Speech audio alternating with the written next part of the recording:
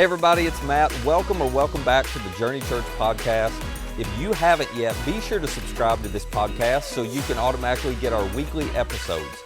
And you might want to go ahead and subscribe to our Journey YouTube channel as well. You'll find messages, music, interviews, inspiring stories, and more for you all right there. Now, I hope this episode helps you take your next step in following Jesus. If you're just joining us today, this is week 2 of the series we started last week that we're calling Hunting for Happiness. And this is one of those series that centers around a topic that's common to all of us. I'm well aware that every single week we have people who are here in all different parts or points of your faith journey. And that's fine. That's a great thing, actually. We design it for everybody, no matter if you're trying to figure out what you believe or you've been following Jesus a long time or anywhere in between. But this is one of those things we all have in common. It doesn't matter where we are in our faith journey. We all want to be happy. We all pursue happiness. None of us really wake up every morning going, hey, I'm on a truth quest today. We're not doing that. We're not even really on a purpose quest. The thing that's front and center in our mind is, I just want to be happy today. And so that becomes the filter or the lens through which we tend to make our decisions. We don't even realize it. But pretty much any circumstance, situation, or decision you face, you find yourself in the back of your mind asking yourself the question, well, what's going to make me happy? And that's typically what you do. This is what drives your decisions. This is like an operating system running in the back of your life, in the background of your life, and you don't notice it. You don't pay attention to it. It's just happening. Here's the only problem with it. When you are driven by the question, what's going to make me happy, you find yourself in what I call a doom loop. And all I mean by that is you're going to chase certain things you think are going to make you happy because you're trying to fill you up. But you know, happiness is kind of like air in a balloon. It leaks, doesn't it?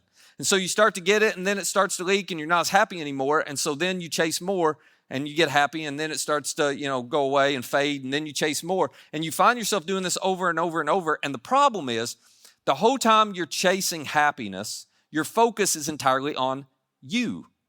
And that is a problem because being consumed with you will ultimately consume you. Being consumed with you, I'm just going to do what makes me happy. I'm going to focus on me.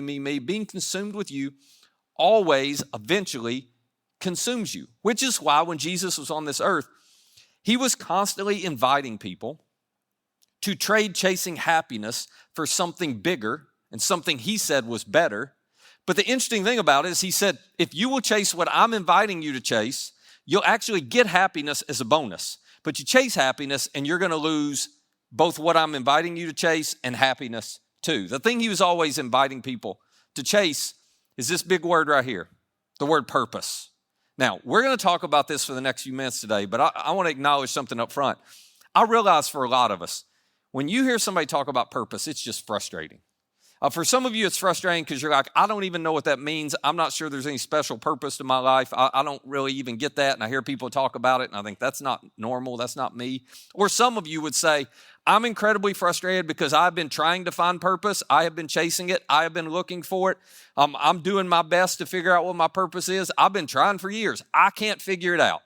I can't find purpose. I don't know. I hear other people say, I got this purpose in life. And, they're like, you'd be like, I don't have that kind of compass in my life. I don't know where I find purpose. And I get all that. And today I want to try to help us understand why purpose is so hard to discover. And it's because purpose comes with a catch. It comes with a catch that most of us don't want to acknowledge. So let me try to explain it this way. What if I ask you, what is the purpose of a shovel? You would tell me the purpose of a shovel is to dig holes. None of you would say, well, the purpose of a shovel is to be a shovel. It's not the way it works, right? If a shovel's there to dig holes, if I ask you, I don't know, make something else up, what's the purpose of mouthwash? You wouldn't say to be mouthwash. You would say, no, it's to kill the bacteria and make your breath smell good. Everything in our lives we intuitively understand has a purpose bigger than the thing. But we don't understand that's true about us too. As a matter of fact, in order for something to have purpose, it has to be a means to an end. A shovel can have no purpose if it is not a means to a bigger end of digging a hole. You can never find your purpose. I can never find my purpose unless we are willing to be a means to an end bigger than ourselves. And that is the catch that keeps most of us from experiencing purpose, because I don't want to be a means to an end. That doesn't sound fun at all. I want to be an end in and of myself. And I want everything to revolve around me. And I want to stay focused on me. And you can do that. But you cannot do that and find purpose at the same time. By logic, by its very definition, to have purpose, you have to be a means to a greater end, which is why Jesus challenged us, and last week we left off here. Jesus challenged us with this counterintuitive way of thinking about our life. He said this, for whoever wants to save their life, whoever wants to be an end, whoever wants to chase their own happiness, will lose or ruin their life. This was his way of saying, if you don't want to be a means to an end, if you just want to chase the next thing that you think is going to make you happy, that's fine. But in the process of trying to save your life and hold on to your life and make everything revolve around you, you're going to ruin your life. To which some of you would argue, you would say, I actually am doing that and I don't think I'm ruining my life. I feel like I got a pretty good life. Because you've been chasing things and filling up your life and you've been fairly successful at it. Some of you have been able to fill up a house or two. You've been able to fill up a garage or two. You've been able to fill up a shop or two. You've been able to fill up a trophy case or two. You've been able to fill up a bed or two. Whatever the thing is that you felt like that's going to make me happy, you've actually done a pretty good job of getting it. And the thing I would ask you is, but what meaning does it bring to your life if that is an end of itself and if there is not a deeper purpose behind it? Jesus says you can get it all.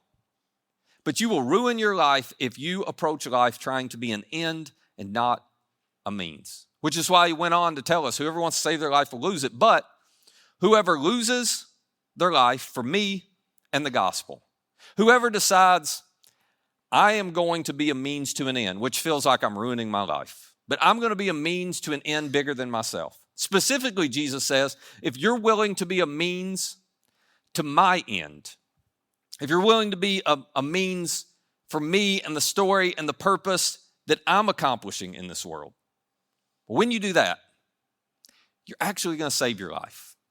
You're going to find purpose, and you're going to get happiness too. But if the only things that concern you, if the only things that bother you are all about you, well, you're going to lose purpose in the process, and you probably have some work to do. And it's so normal to do this. It's so normal to live life acting as if we are the end and not the means, that I think we do this and we don't even realize it. We fall into this trap. We believe this lie. We don't even know we're doing it. And so today, what I hope to do over the next few minutes is help me as much as you to ask ourselves, is that true for us? Is it possible that we're living our lives as an end and not a means, and we don't even realize what it's doing to us? Because it's so hard to see. And this is not a new problem. This is just a human problem. 2,000 years ago, Jesus one day was with a crowd in Israel, and he's traveling. And I don't know, if you grew up in Sunday school, it was presented to you like anytime Jesus taught, everybody sat down in rows like this, and they were real quiet and respectful, and they didn't have phones, so they weren't shopping on Amazon while Jesus was talking. But anyway, it's fine. You just go right ahead. Christmas is coming. So you got all this stuff, right? You just imagine it was real quiet and it was real calm, and that's not the way it was at all. It was often extremely chaotic. This is one of those days. Luke, who records the experience for us, tells us that the crowd with Jesus was so big, it was so chaotic, people were trampling other people. People were pushing other people. It was a little wild and off the rails, and Jesus is trying to teach people, and then he's trying to travel and move through the crowd and go to the next place. And in the course of this, something interesting happens. Here's what Luke tells us. He says, someone in the crowd said, actually more accurately, probably had to shout at Jesus to get his attention, shouted to him, "Teacher, tell my brother to divide the inheritance with me." So clearly you got this scenario. Again, you got thousands of people there, right? It's just kind of chaotic. But we're going to make an assumption here in that culture is probably a younger brother who is there with his older brother. Otherwise, why would you bring it up? And their father has died. And the older brother's in charge of who gets what. And the younger brother doesn't like the way the things are getting divided up. And so he's like, hey, there he is right there. Would you just tell him to divide everything up with me? And solving a family dispute is not on Jesus' agenda for the day. So he looks back at him and he says this to this younger brother. He says, man, who appointed me a judge or an arbiter between you? Like, that's not what I'm here for. Now, Jesus is thinking to himself, why would you ask me this question? But we know why this younger brother would ask Jesus this question. You would only, think about it in your case, you only ask someone a question to solve a dispute if you are certain they're going to say what you want them to say. Otherwise, you never ask them. So the younger brother is sitting here thinking, I know Jesus is going to say, yeah, be fair to your younger brother, do what he's saying to do. So he's like, this is my shot. And he'll have to, in front of all these people, he'll have to do what Jesus says. So Jesus hears all this, and he does what he often did. It's really dangerous to ask Jesus questions, you can imagine, because he knew what was really going on. And Jesus understood in this moment, what's really going on here is actually not even about the inheritance and the money. What's really going on here is something deeper in the hearts of both of these brothers. And so he gets the crowd quiet. I'm sure it took a minute. He gets everybody to sit down. He gets everybody to calm down. And he says, I have an important lesson I want to teach you. And can you imagine that the younger and the older brother had to have been sweating at that point? Like, this is not going to end well for us, So everybody's sitting there. And Jesus says, here's what this guy just asked me, and here's the situation. I want to teach you something. And here's what he said to him, to the entire crowd. He said, watch out, be on your guard against all kinds of greed. To which I'm sure this younger brother is like, excuse me, this has nothing to do with greed. This is all about fairness. You're confused, But Jesus saw deeper than the surface issue. Why would he bring up greed? Well, because greed is the disease of me. So greed is the assumption that everything I have, everything about my life is for me. Greed is the assumption that everything is for my own consumption. That's greed. So he says, I want you, he's talking to the whole crowd. He goes, this is really strong language, isn't it? He says, I want you to watch out.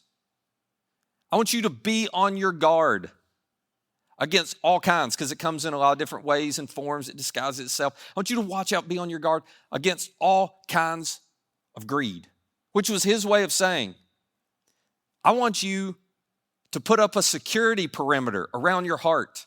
And I want you to hire a security team. And I want you to install a security system. And I want you to make sure that no matter what happens, you don't let greed somehow, some way sneak into your heart.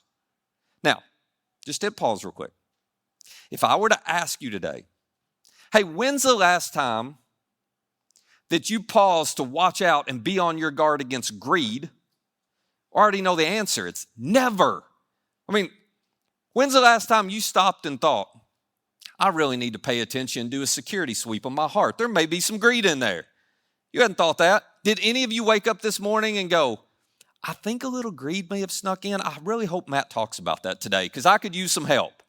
No, you're thinking, why did I come today? I should have skipped, because none of us want to talk about greed, and none of us feel like it's our problem. We don't watch out for greed.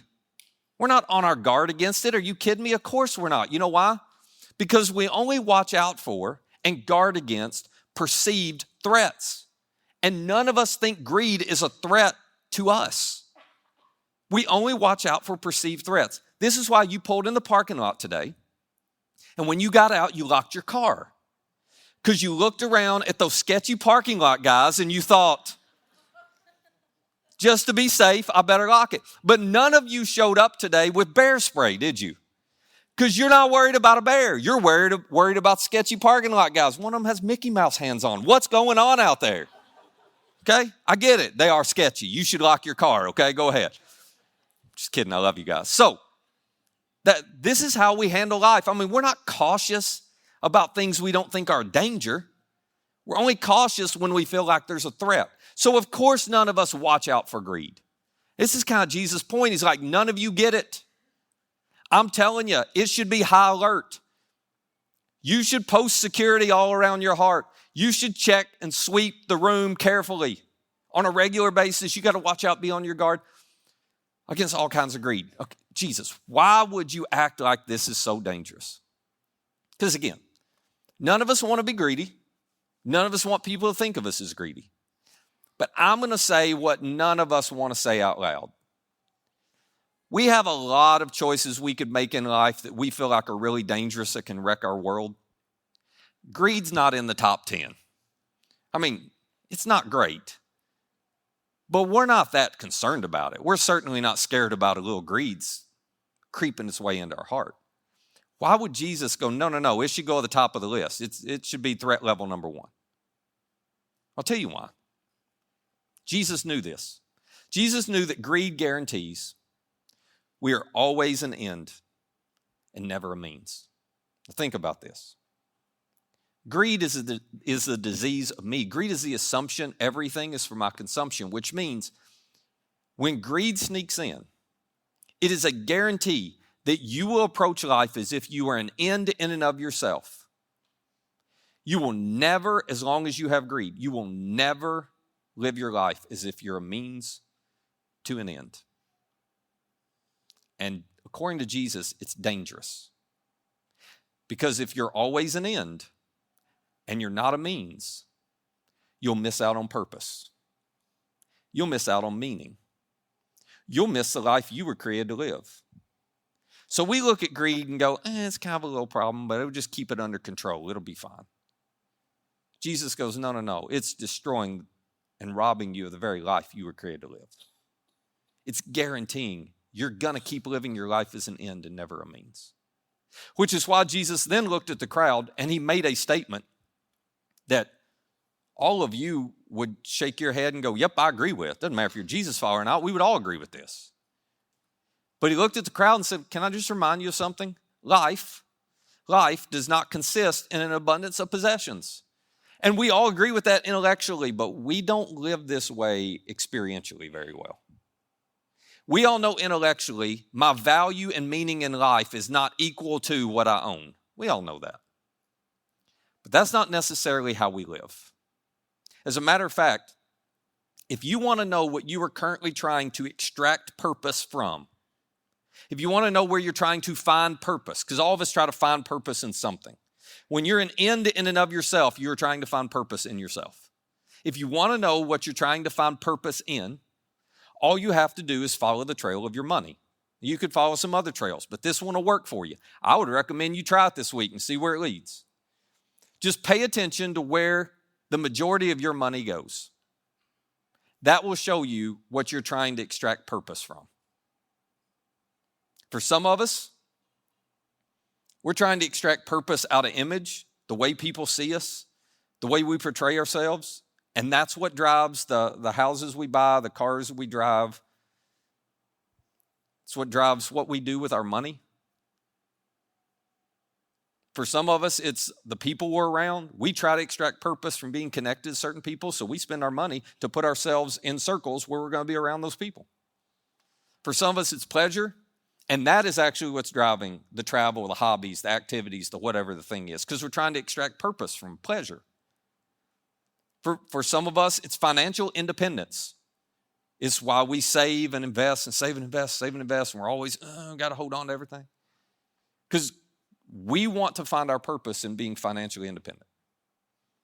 For some of us, it's, if you have kids, it can very easily become the way your kids view you or the way other people view you as a parent with your kids. And this is not true for everybody. None of this is true for everybody. But if you dig down and start figuring out what's really motivating and driving why I'm doing what I'm doing, I mean, in some cases as a parent, you look at the amount of money that you're investing in your kids' hobbies. They're not careers, they're hobbies. And from the outside, you're like, this is insane. Why are we doing this? But it's because it matters so deeply to us that our kids feel about us a certain way or other parents feel about us a certain way. We're trying to extract some type of purpose out of it. You just follow your money, you'll figure out what you're trying to extract purpose and meaning from.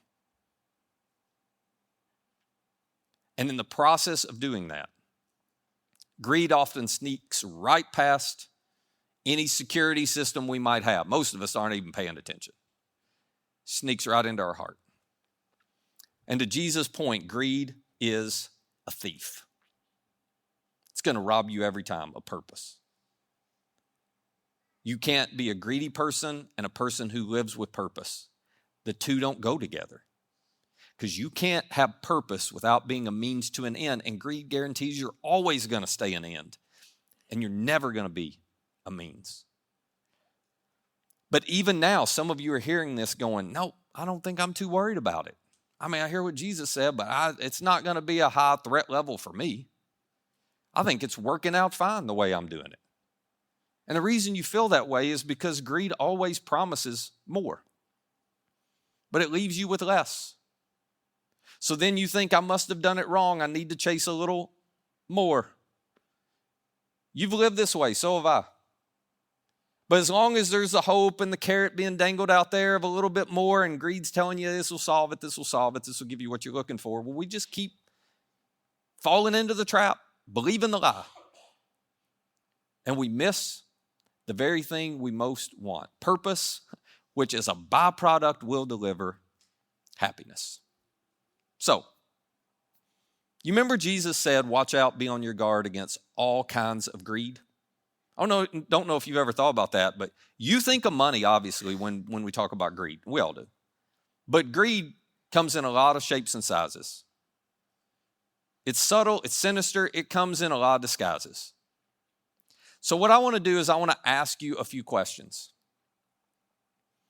that you can figure out what you want to do with this, but these are reflective questions that might help you evaluate if greed has snuck into your heart and you don't even realize it. For example, are you greedy with your time? Are you greedy with your time? Obviously, you got to be careful with your time and use your time wisely. That's not what I'm talking about. But if the only thing that makes it on your calendar or your schedule are things that you know will benefit you, you may just be greedy with your time. If you're quick to say no to anything that's going to benefit somebody else but not you, if you gave your time to it, there's a clue. There's probably some greed there. How about with your influence? You greedy with your influence? Some of you are at a place in life. All these don't apply to all of us, but some of you are at a place in life where you've got influence with people. And you know a single text or a call or an introduction, you know, using your influence could help somebody else in your life in an extraordinary way, but you're not willing to do it because making that introduction or doing the text or whatever, it's not going to benefit you. So why would I do it? I'm going to save my influence for me. You're just greedy with your influence. You're not going to help somebody else. You're greedy with your knowledge. Same thing. Some of you are at a point where you've got enough experience. You know some things that people around you don't yet know. They just don't have the experience. But you're greedy with it because you're like, I'm not going to coach them. I'm not going to mentor them. I'm not going to share that with them. They may end up being as good or better than me. And I don't want that competition, so you're just greedy with it. You're not a good team player. You're not willing to help. You're just looking out for you. You're greedy with your experiences. Some of you have gotten to a point in life and you've been so successful that you have opportunities to experience things that the average person doesn't get to experience. But you're greedy with them because you're not thinking about who could I take along on that? Who could I invite into that? Who could I have experiences with me? And they're never going to get the opportunity on their own because they're just not in a position to get it. But I do, and I could give them an experience they'll never get otherwise. You don't do that. You're like, no, if it's not going to benefit me to bring them along, if there's not a payoff for me down the road, I'm just not going to do it. Are you greedy with your connections? With the people you know? And that person over there, man, if you'd make an introduction, or that person over there, if you'd figure out how to, it could change their life. It could open up some doors for them. But you're like, no, I may need that connection in the future for me. That's greed. Before I go to the last one, I actually had somebody catch me after first service, and they made my sermon better, which happens quite often, by the way. So they're like, hey, there's one I thought about you didn't even ask. I said, what was that? They said, my first thought was, am I being greedy with my faith? And what they went on to talk about, she was like, God has done some remarkable things in my life, and I'm scared to tell the story of what God's doing in my life. I'm scared to open up and let people see what I went through and the mess I made and how God helped teach me to forgive and to clean everything up. She's like, I think I'm being greedy with my own story, with my faith. It's like, there's a great example. And then the one that does come to mind for all of us, are you greedy with your resources? With your time and your money, with your money and your possessions? When you have opportunities to give, just immediately go through your head, I'm only giving if I'm going to be able to benefit from it in some way. I'm only giving if I'm going to get attention. I'm only giving if I'm going to be spotlighted. I'm only giving if it's going to help me. Or I'm only giving sporadically. Now, here's the thing. There is only one antidote to greed, and it's generosity. And generosity is not that I'm going to give every now and then kind of deal. I'm going to help them with my influence every now and then. No, generosity is who you are. It's not just something you sporadically do. Generosity is when you're intentionally and consistently holding all of this with an open hand, saying, my assumption is not that it's for my consumption.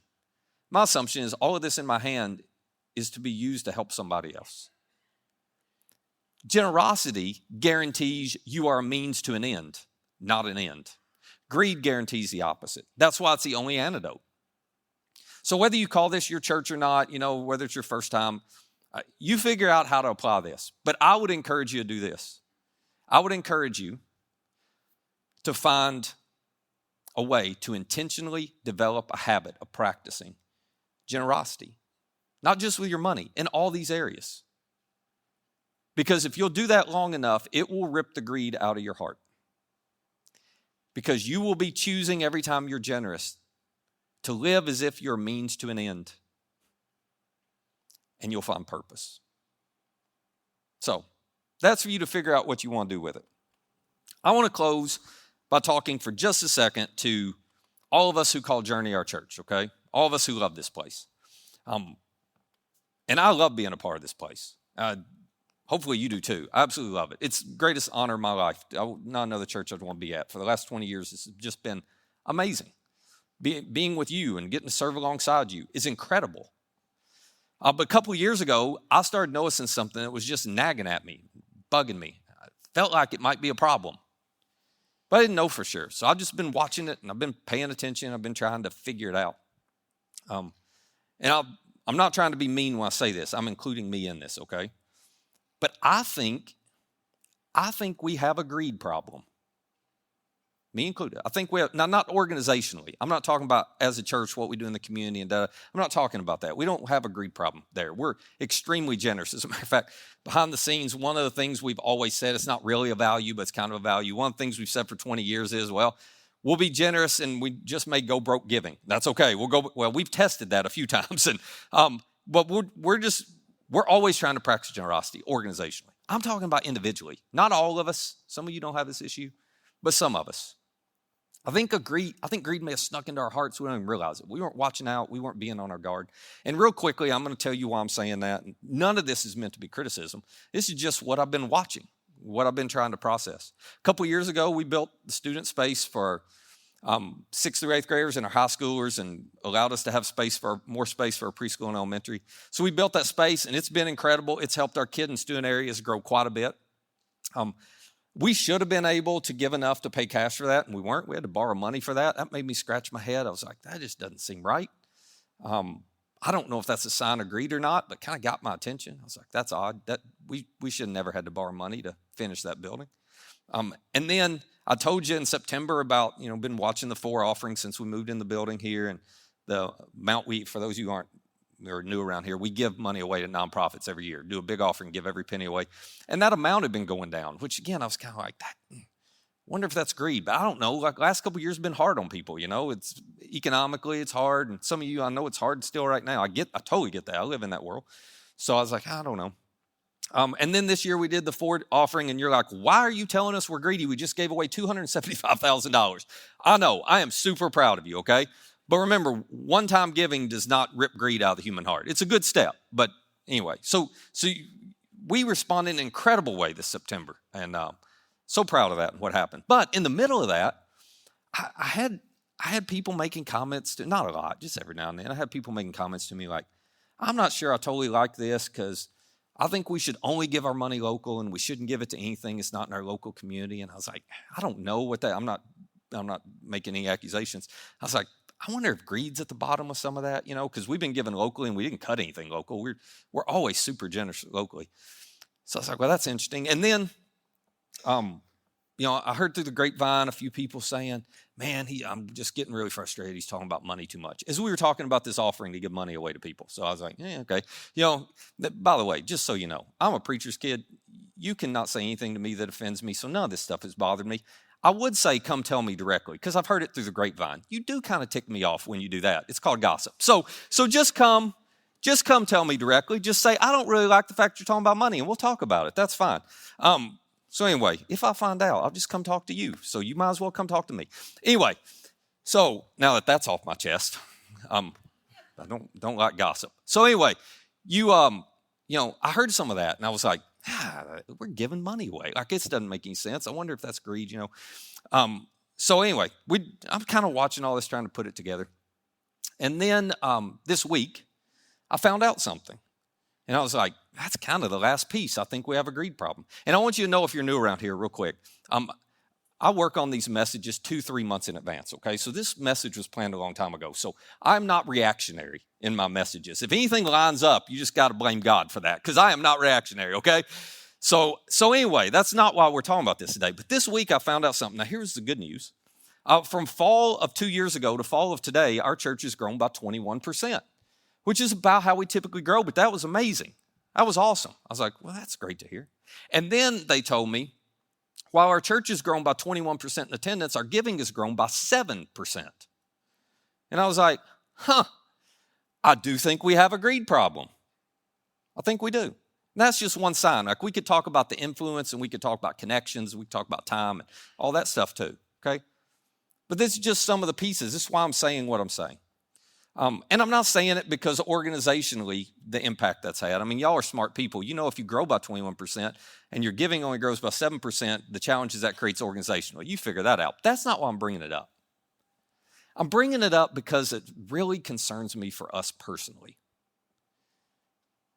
Because I know if we're greedy, we won't experience and live out God's purpose for our lives.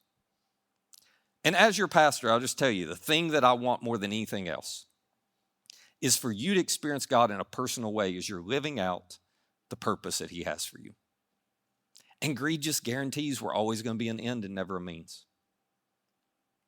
Generosity guarantees we're always a means to an end. So, I'm not telling you that because I'm mad at you. I'm not telling you that to get on you. I'm telling you that because it's just my job as a pastor sometime to go, maybe we should pay attention to what Jesus said. Maybe we do need to watch out, be on our guard. Maybe we need to do a security sweep of our heart. Maybe we need to own up if some greed, this isn't probably true for all of you, but for those of us it's true of, maybe we need to pay attention if greed has snuck in some way, shape, form, or fashion. Because here's what I know. You will never find purpose in the land of me. Purpose is always found across the border of what's in it for me. You have to be a means to an end, and you can't be if you're greedy. I also know this. The meaning and value of your life will be determined by how much of your life you give away, not how much you keep. That's why Jesus said, whoever loses his life for me and the gospel, they will save it. It's where you find purpose. And when you find purpose, happiness comes along as a bonus. So, I don't know what you need to do with that. But maybe a lot of us need to figure out how to be really intentional and consistent in practicing generosity in some different ways. You figure out how you want to do that and where you want to do that. But maybe we need to break the grip of greed so we can find a purpose that matters. Maybe we need to become a means to an end, not just any end, but an end that is bigger than and beyond you. That is what Jesus invites you into. Let me pray for us. Father, it's really hard to see this in ourselves. And even more so when we see it, we're honestly not nearly as concerned about it as you are. We don't think it's nearly as dangerous, Jesus, as you seem to think it is. But it's a thief, and I'm afraid it's robbing a lot of us of a more fulfilling, meaningful life. So would you give us the wisdom to see it if it's hiding in our hearts this week? And give us the courage to intentionally and consistently begin practicing habits of generosity so we can root it out. And thank you, Jesus, for giving us your Spirit so we have the power and ability to do it. We don't have to do it on our own. Thank you for helping us. It's in your name we pray. Amen. Hey, if you'd like more content like this, subscribe to our YouTube channel and download our Journey app to access all of our recent message content. And our app is the easiest way to share this content with a friend.